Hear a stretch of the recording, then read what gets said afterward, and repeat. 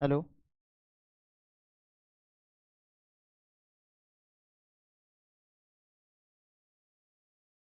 चलिए, आज से हम लोग पिछले क्लास में जैसे न्यूट्रिएंट्स टॉपिक पढ़े हुए थे, यानी न्यूट्रिशन क्या है, पोषण, इस सब के बारे में, और फिर ह्यूमन के डाइजेस्टिव सिस्टम को पूरा हम लोग समझ, यानी कि मानव में जो पाचन तंत्र होता है उसके बारे में समझा गया था। और आज के क्लास में हम लोग पूरे पाचन तंत्र का नाम लिखेंगे कि हम जो टॉपिक पढ़ रहे हैं यह अपना क्या है, डाइजेस्टिव सिस्टम है। तो बात ये आती है कि डाइजेस्टिव सिस्टम जो है सर, यानी कि पाचन तंत्र, ये कौन कौन सा होता है। पाचन तंत्र जैसे कौन कौन सा होता है। अच्छा, अब इसमें पाचन तंत्र की अगर बात करेंगे,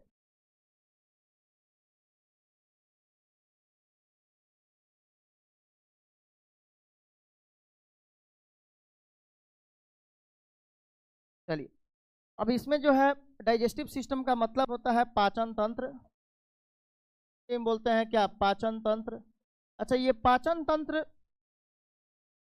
क्या है, तो सर डाइजेस्टिव सिस्टम का मतलब होता है डाइजेशन में जो भाग लेता है उसको डाइजेस्टिव सिस्टम कहते हैं।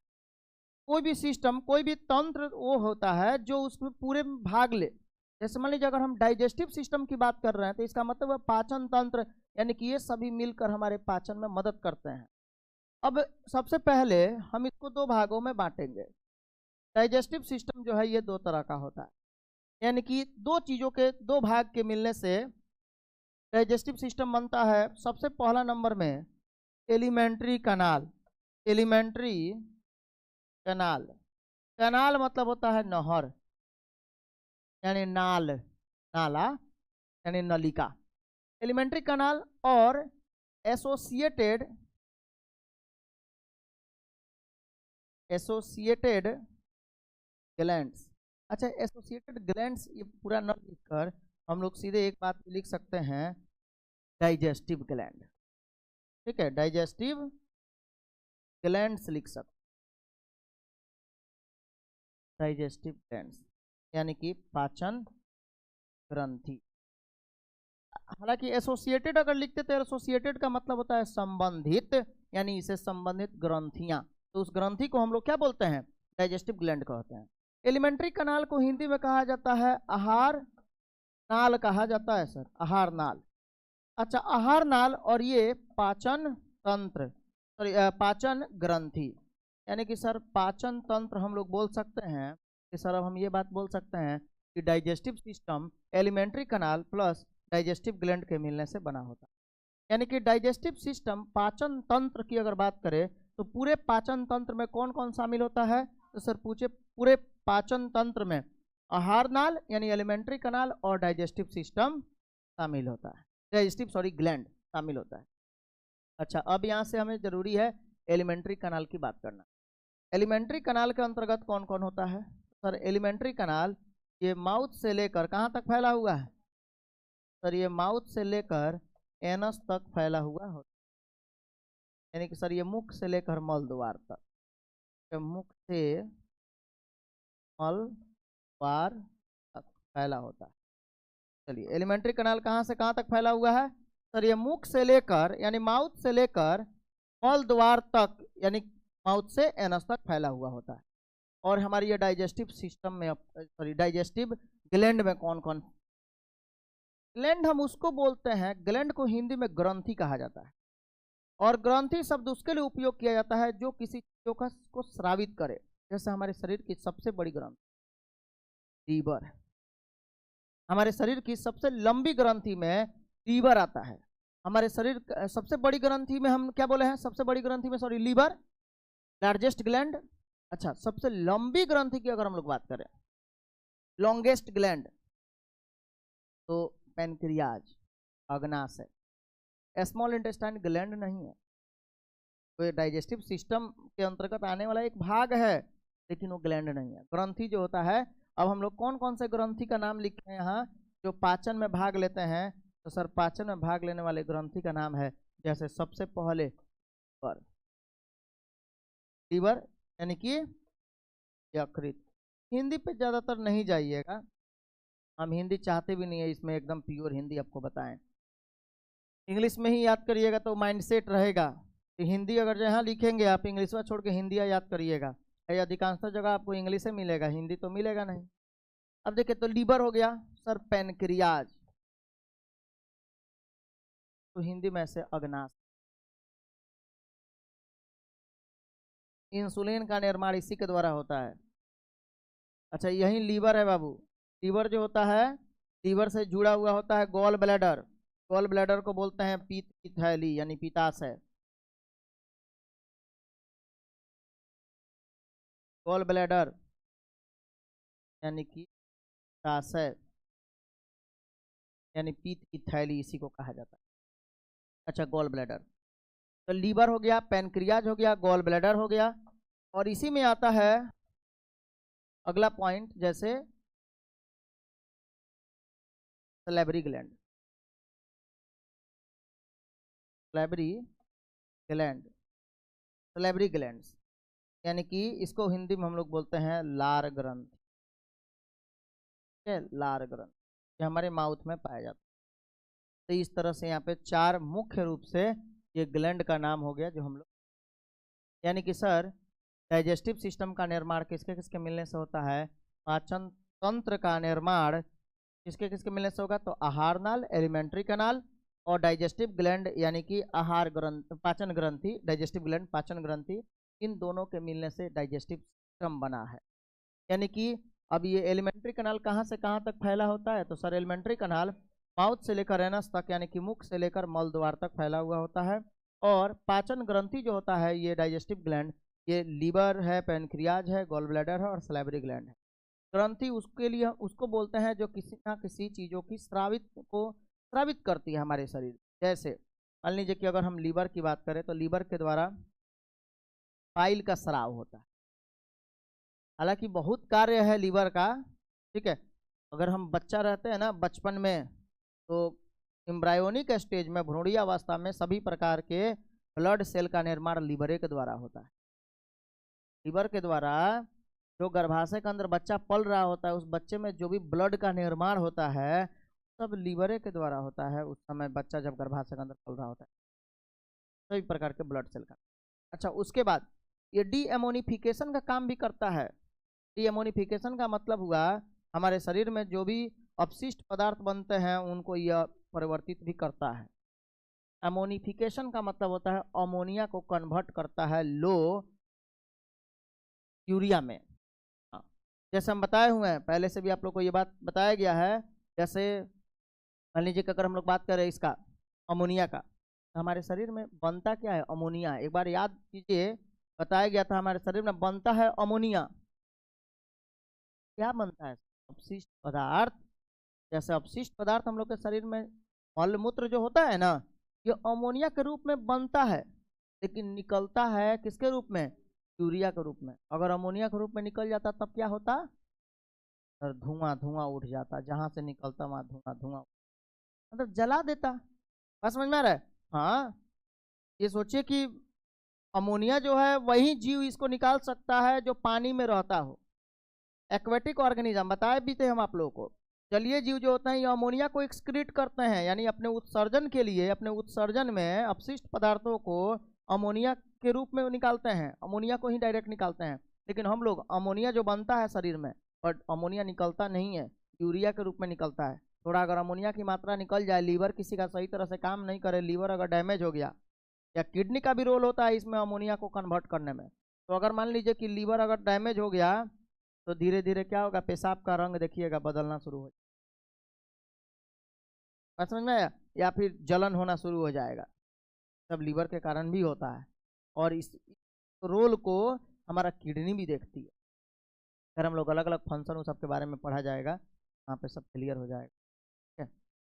अच्छा अब देखिए आगे का, अभी हम लोग एक एक करके अभी इसमें पढ़ेंगे।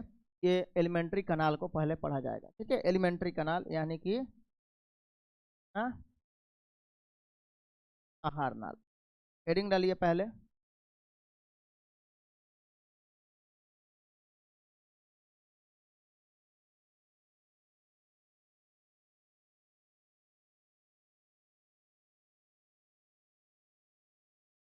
चलिए अब एक हेडिंग डालेंगे एलिमेंट्री कनाल।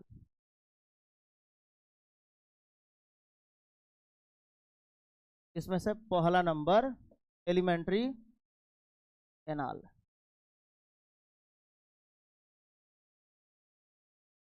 एलिमेंट्री कैनाल, आहार नाल। सर आहार नाल माउथ से लेकर यानी कि मुख से लेकर मल द्वार तक फैला हुआ है। कहाँ से कहाँ तक फैला हुआ है सर? ये मुख से लेकर मल द्वार तक फैला हुआ होता है। अच्छा अब देखिए माउथ, जैसे कल के क्लास में आप लोग को एक फ्लो चार्ट बताए थे, माउथ किस में खुलता है? बोलिए, माउथ किस में खुलता है? ओरल कैविटी या बकल कैविटी में। बकल कैविटी किस में खुलता है सर? फेरिंग्स में। फेरिंग्स किस में खुलता है? इसोफेगस में। इसोफेगस किस में खुलता है? एस्टोमैक में। एस्टोमैक किस में खुलता है? स्मॉल इंटेस्टाइन में। स्मॉल इंटेस्टाइन किस में खुलता है? लार्ज इंटेस्टाइन में। और फिर लार्ज इंटेस्टाइन किस में खुलता है? एनस। एनस होकर बाहर। बस समझ में आया? अरे लार्ज इंटेस्टाइन का ही भाग है रेक्टम, तो ये एनस से होते हुए बाहर निकल, बस उसी को हमें लिख लेना है। एलिमेंट्री कैनाल में माउथ से लेकर सर एनस तक फैला होता है। सबसे पहला नंबर में माउथ यानी मुख, ये ओपन होता है यानी खुद। किसमें सर? ओरल कैविटी या बकल कैविटी। समझ लीजिए एक बार पहले इसको। अच्छा उसके बाद ओरल कैविटी किसमें खुलेगा सर? ओरल कैविटी खुलता है फेरिंग्स में। फेरिंग्स क्या है सर? ये कॉमन पैसेज। पूरा एक पूरा फुल पेज चाहिए इसके लिए। कॉमन पैसेज और food and water air. Air. चलिए फेरिंग्स सर, फेरिंग्स खुलता है फिर किसमें? तो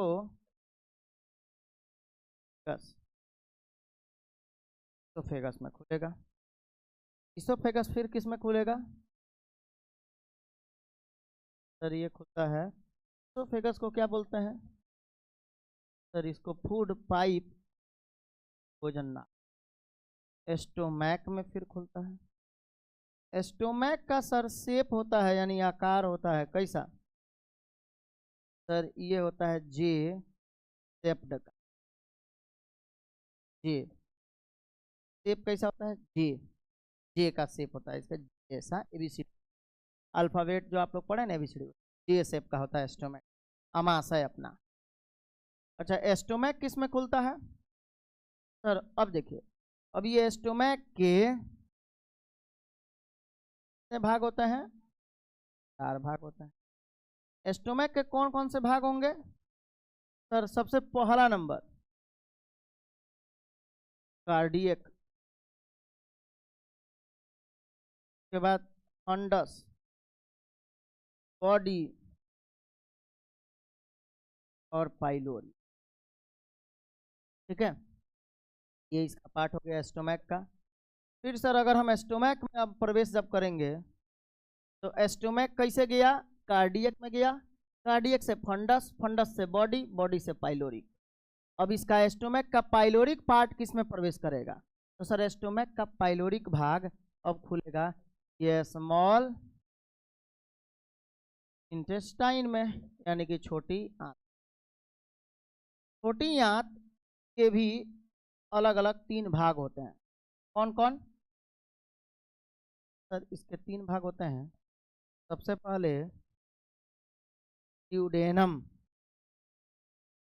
ड्यूडेनम के बाद वाले भाग को बोलते हैं जेजूनम, और उसके बाद वाले को इलियम पर। ड्यूडेनम जो होता है सर ये सी शेप्ड का होता है, यानी इसका शेप सी जैसा होता है, अल्फाबेट का सी आकार का होता है। चलिए स्मॉल इंटेस्टाइन हो गया। छोटी आंत, छोटी आंत किसमें प्रवेश किया सर? छोटी आंत यानी कि अमाशय जो है छोटी आंत में प्रवेश करता है, लेकिन छोटी आंत के सबसे पहला वाला भाग में प्रवेश किया होगा किसमें? ड्यूडेनम में। हम लिखने का समय देंगे, पहले आप लोग समझिए, बाद में लिखिएगा, पहले सिर्फ इसको समझिए और साथ ही साथ याद हो जाना चाहिए। जब यहाँ से पढ़ के निकलिए तो पूरे ह्यूमन के डाइजेस्टिव सिस्टम का पार्ट आपको याद होना चाहिए।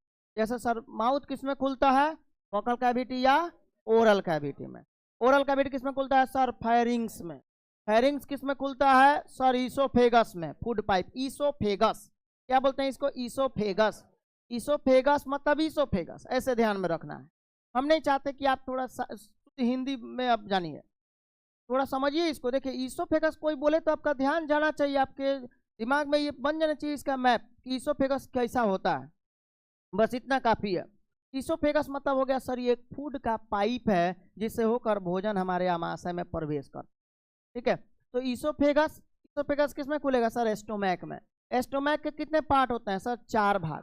कौन कौन सर, सबसे पहले कार्डियक, उसके बाद फंडस या फंडिक, उसके बाद बॉडी, और तीसरे नंबर, चौथा नंबर में पाइलोरिक। फिर सर पाइलोरिक किस में खुलता है, तो स्मॉल इंटेस्टाइन के पहले भाग में। ड्यूडेनम, ड्यूडेनम किस में, जेजूनम, जेजूनम किस में, इलियम। अब देखिए अब ये स्मॉल इंटेस्टाइन किस में खुलेगा सर, स्मॉल इंटेस्टाइन खुलता है लार्ज इंटेस्टाइन में। इंटेस्टाइन खुलता है सर लार्ज इंटेस्टाइन में। लार्ज इंटेस्टाइन यानी बड़ी आंत। अच्छा बड़ी आंत के भी अलग अलग भाग होते हैं, जैसे सर बड़ी आंत के कौन कौन, सीकम, सीरम नहीं, बाल में लगाने वाला सीरम होता है, ये सीकम है, ठीक है, सीकम। उसके बाद सर कोलोन, अच्छा उसके बाद सर रेक्टम। सीकम, कोलोन और रेक्टम, याद रखिएगा, सीकम, कोलोन और रेक्टम, सीकम, कोलोन और रेक्टम। ये देखिए कोलोन किस में खुलता है सर, सॉरी कोलोन के कितने भाग होते हैं, कोलोन के भी सर 4 भाग होते हैं, पिछले क्लास में बताए हुए थे आप लोग को। कोलोन के सर 4 भाग होते हैं, 1 2 और 4। कौन कौन से, पहले डिसेंडिंग, पहले ऊपर जाइएगा कि नीचे आइएगा, एसेंडिंग कोलोन के बाद डिसेंडिंग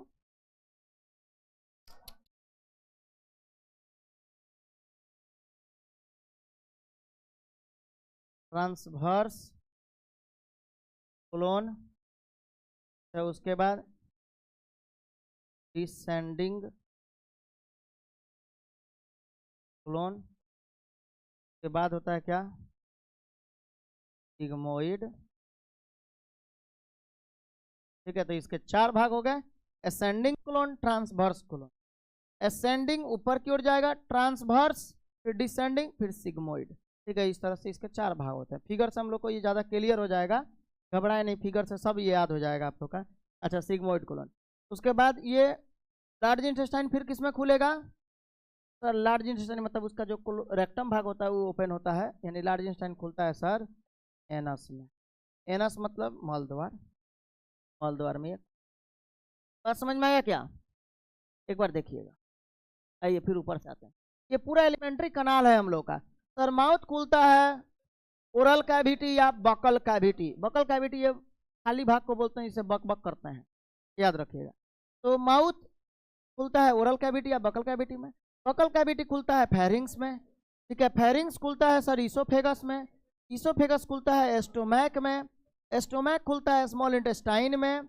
और एस्टोमैक के 4 भाग, कार्डियक, फंडस, बॉडी, पाइलोरिक। अच्छा अब ये स्मॉल इंटेस्टाइन के 3 भाग, ड्यूडेनम, जेजुनम और इलियम। तो ये बात याद रखिएगा कि यानी एस्टोमैक जब स्मॉल इंटेस्टाइन में खुलता है तो एस्टोमैक का अंतिम भाग है पाइलोरिक, यानी पाइलोरिक खुला होगा एस्टोमैक के पहले भाग ड्यूडेनम में, ठीक है। अच्छा ड्यूडेनम आया होगा जेजुनम, जेजुनम आया होगा इलियम में, इलियम आया होगा सीकम में। क्यों, क्योंकि ये बड़ी आंत का पहला भाग है सीकम। सीकम आया होगा कोलोन में, कोलोन, और देखिए कोलोन जाएगा पहले असेंडिंग कोलोन, फिर आएगा ट्रांसवर्स कोलोन, फिर आएगा डिसेंडिंग कोलोन, तब आएगा सिग्मोइड कोलोन। फिर ये सिग्मोइड कोलोन आएगा रेक्टम में, और रेक्टम खुलेगा फिर एनस, मल द्वार में। बात समझ में आया, तो इस तरह से ये पूरा फैला हुआ होता है। अच्छा अब देखेंगे एक चीज, ये हम लोग का जो अमाशय है,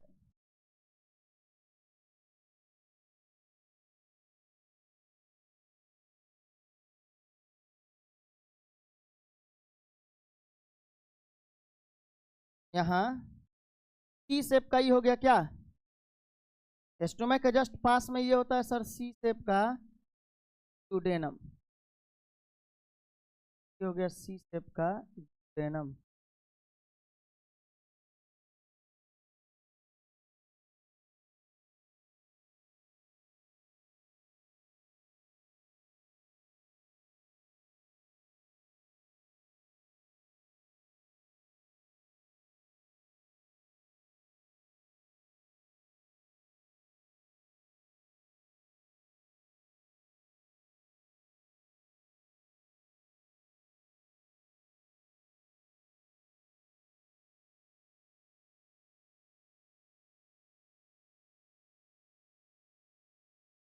थोड़ा यहाँ पे ये अंदर की ओर आएगा, ये थोड़ा सा अंदर की ओर आएगा। क्यों सर? ये इसलिए अंदर की ओर आएगा,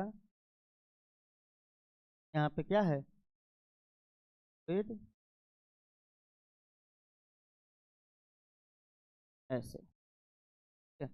और यहाँ पे होता है वर्मीफॉर्म अपेंडिक्स, यहाँ होता है अपेंडिक्स।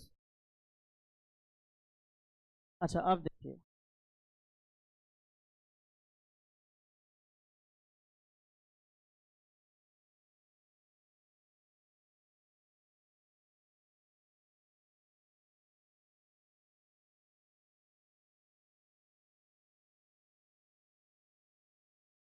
ये जो होता है इसमें हुआ होगा,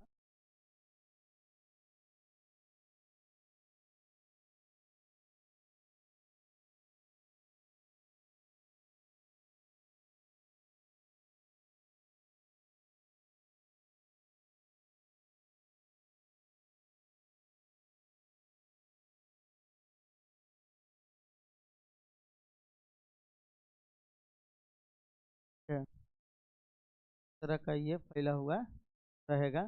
छोटी आंत इसके अंदर में ऐसे रहता है। अच्छा देखिएगा, आप सुनिएगा, अब इसके भाग को एक एक करके हम लोग पहले देख लेते हैं कि यहीं से आप लोग को ज़्यादा दिक्कत होता होगा। ये देखिए, यहाँ वाला भाग जो है ये हो गया ईसोफेगस। ईसोफेगस यानी ये हो गया क्या सर? ये है फूड पाइप। अच्छा सर, इसको हम लोग बोलते हैं एस्टोमैक। अब देखिए, यहाँ वाला भाग को बोला जाता है, ये वाले भाग को क्या सर? कार्डियक। कार्डियक, ये कार्डियक हो गया, एस्टोमैक का पहला भाग कार्डियक। अच्छा सर, यहाँ होता है जैसे कि फंडस। फंडस, ये सेंटर वाला पार्ट जो होता है ये है बॉडी। अच्छा, ये लास्ट वाला पार्ट जो है ये है पाइलोरिक। पाइलोरिक। अच्छा आप देखिए, यहाँ पे एक स्पिंक्टर लगा हुआ होता है, यहाँ भी एक स्पिंक्टर लगा हुआ। यहाँ के पार्ट को, यहाँ जो भाग आप देख रहे हैं उस भाग को बोला जा रहा है कार्डियक, इस पार्ट को कार्डियक कहते हैं। लेकिन अभी देखिए, ध्यान से देखिए, अभी ईसोफेगस से जब भोजन अंदर की ओर स्टोमैक में प्रवेश करता है तो उसको कंट्रोल करने के लिए यहाँ एक भाग होता है जिसको हम लोग बोलते हैं कार्डियक वाले भाग पे होता है, इसलिए उसको बोलते हैं कार्डियक। Cardiac sphincter.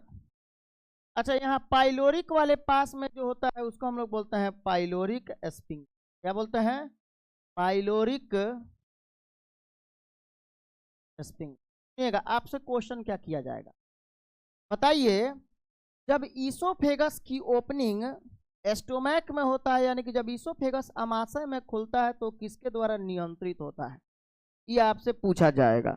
इधर देखिए बउआ, का बाल बना रहे हैं, उनके तरफ देख रहे हैं, हमारी तरफ देखिए, आज हम नहा के आए हैं महाराज।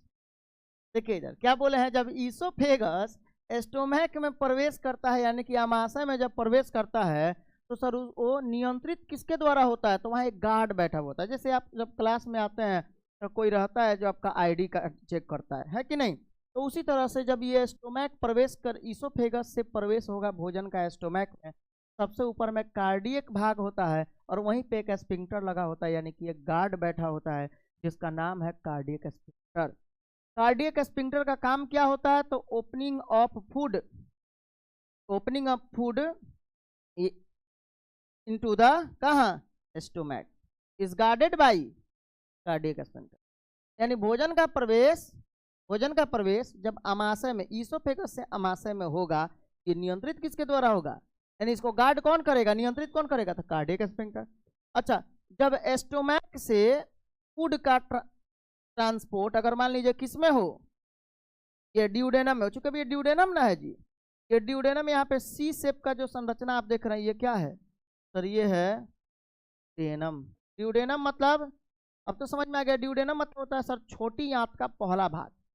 स्मॉल इंटेस्टाइन के फर्स्ट पार्ट को ड्यूडेनम कहा जाता है, और इसका शेप भी सी होता है, सी जैसा है कि नहीं, देखिए यहाँ सी जैसा नहीं दिख रहा है, सी का शेप ड्यूडेनम। अच्छा, तो जब अगर कोई पूछेगा कि सर एस्टोमैक से प्रवेश, यानी कि अगर कोई आपसे पूछा कि एस्टोमैक का प्रवेश जब इंटेस्टाइन में होगा तो ये किसके द्वारा नियंत्रित होगा, तो क्या बोलिएगा सर, ये होता है पाइलोरिक स्फिंक्टर के द्वारा।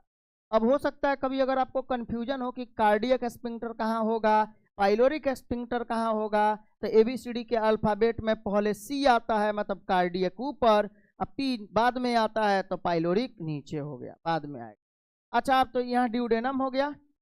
अब इधर ये जेजुनम, इलियम और सिकम आप लोगों को समझ में आ गया। इलियम का प्रवेश जिसमें होता है ना, उसको हम लोग सिकम कहते हैं। इलियम का प्रवेश जिसमें होगा उसको क्या कहा जाएगा, सिकम। अच्छा, सिकम के जस्ट बगल में जो ये छुपा हुआ भाग जो आप देख रहे हैं, छोटा सा उंगली नुमा संरचना, यही अपेंडिक्स होता है। अपेंडिक्स का काम पहले था, बताए थे, अब नहीं है। जब कच्चे मांसों को मनुष्य के द्वारा, आदिवासियों के द्वारा जब खाया जाता था, तब इस अपेंडिक्स का जरूरी था, लेकिन अब ये जो अपेंडिक्स का जरूरत नहीं है, क्योंकि ये वेस्टिजियल हो गया। वेस्टिजियल ऑर्गन का मतलब होता है हमारे शरीर में मौजूद तो है पर ये किसी काम का नहीं है। अच्छा, तो सर फिर से कच्चा मांस खाना शुरू कर दिया जाए तो काम करेगा, नहीं करेगा, ठीक है, अभी वेस्टिजियल हो चुका है। अब अगर फिर से कच्चे मांसों को खाना शुरू किया जाएगा, तो अब ये सोचा जाए कि अपेंडिक्स एक्टिव हो जाए, तो अब नहीं हो सकता। देखिए, कोई भी काम समय पर ही शोभा देता है।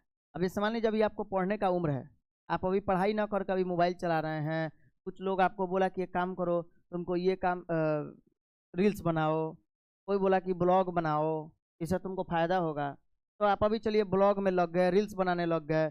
लेकिन ठीक है, अब जिसके साथ जैसे आप बैठिएगा वैसे ही आपको सीख, अगर ब्लॉगर के साथ बैठिएगा तो ब्लॉगिंग करने का सिखाएगा, किसी यूपीएससी के पास बैठिएगा तब ना वो बताएगा कॉम्पिटिशन की तैयारी करना, किसी डॉक्टर के पास बैठिएगा, किसी आईआईटीएन के पास बैठिएगा तब वो बताएगा पढ़ाई कैसे किया जाता है। और नहीं तो फिर वो तो है ही, इंस्टा पे मोजरा करके भी आदमी एक डॉक्टर से ज़्यादा पैसा कमा सकता है, ऐसा बात थोड़ी है, कमा सकता है, कमा भी रहा है, लेकिन फिर तो फायदा नहीं होगा।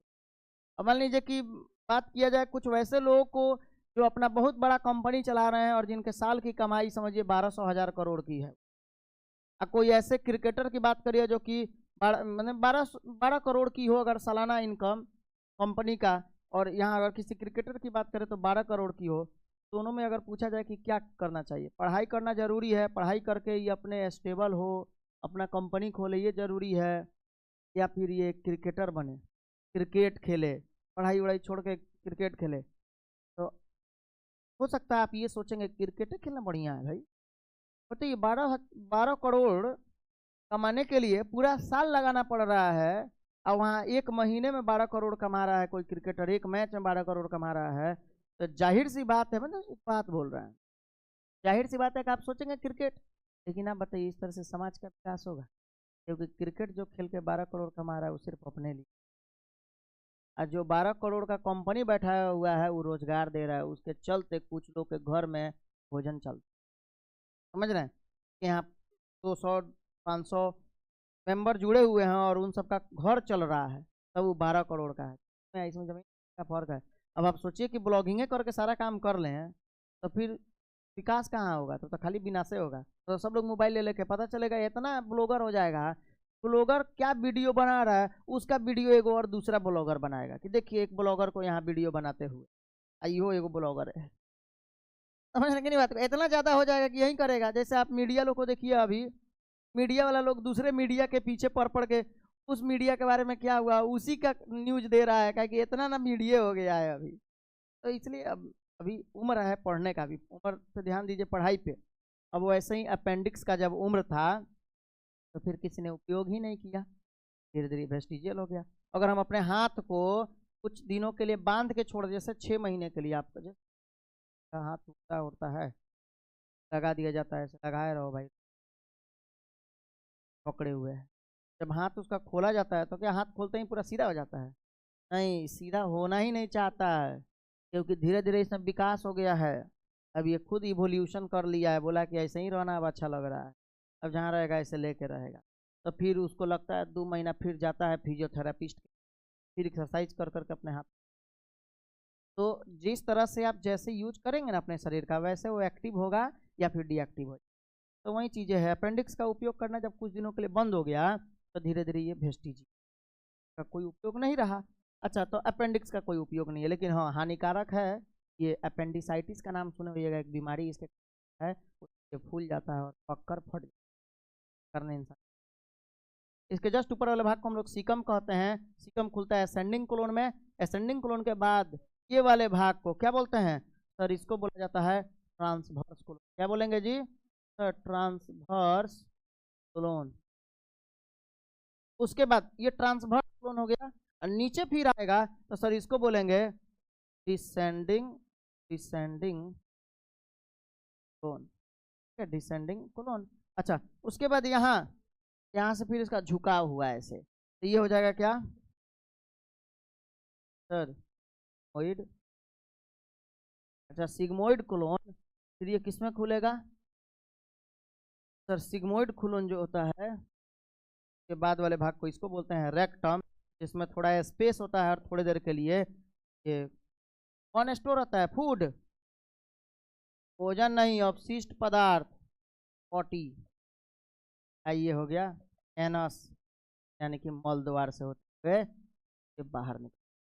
ठीक है, यही सब भाग है कि आप लोग को बना लेना। पहले इसको आप नोट करिए, पहले यहाँ से आप इसको नोट करेंगे, देखेंगे।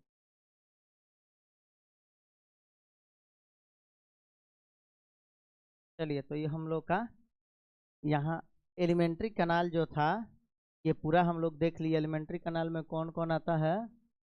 ठीक है, जैसे कौन कौन आएगा जी इसमें सर? एलिमेंट्री कनाल यानी डाइजेस्टिव सिस्टम का अंतर्गत जो है ये एलिमेंट्री कनाल आता है, और डाइजेस्टिव सिस्टम, एलिमेंट्री कनाल और डाइजेस्टिव ग्लैंड। डाइजेस्टिव ग्लैंड को ही हम लोग एसोसिएटेड ग्लैंड बोलने का मतलब हुआ, यानी कि इसके संबंधित, एसोसिएटेड मतलब होता है संबंधित, इसके संबंधित ग्रंथियां। ये सब ग्रंथि हो गया। अब एक एक करके हम लोग नेक्स्ट क्लास में आगे अब स्टार्ट करेंगे, माउथ से पहले पढ़ना शुरू करेंगे। ये तो सिर्फ आपको फ्लो चार्ट बताया गया है कि इसमें क्या क्या पाया जाता है, सब बता दिया गया। अब हम लोग माउथ से स्टार्ट करेंगे, माउथ कैसे बनता है, क्या है माउथ के अंदर, क्या है दांत के बारे में, फिर टोंग के बारे में, फिर टीथ, हाँ टीथ ये सब के बारे में, फिर पैलेट तालू के बारे में। तो हम लोग के माउथ में जो जो चीज़ें हैं वहाँ फिर उसको हम लोग एक एक करके पढ़ा जाएगा। ओके, चलिए तो यहाँ तक इसको आप लोग कंप्लीट कर लीजिए, फिर मिलते हैं नेक्स्ट क्लास में। Okay, thank